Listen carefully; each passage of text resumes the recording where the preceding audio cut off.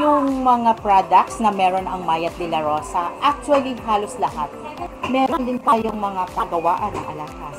Pwede nating i-repair ang mga nasira at pwede rin nating bilhin ang mga luma.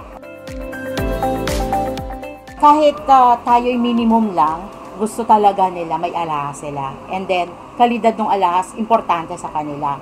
So, pag sinabi mo yung kalidad ng alahas, papasok doon yung investment eh. So, doon tayo umiikot. And, kailangan ko rin ipasok dyan talaga yung Mayat way, customer service.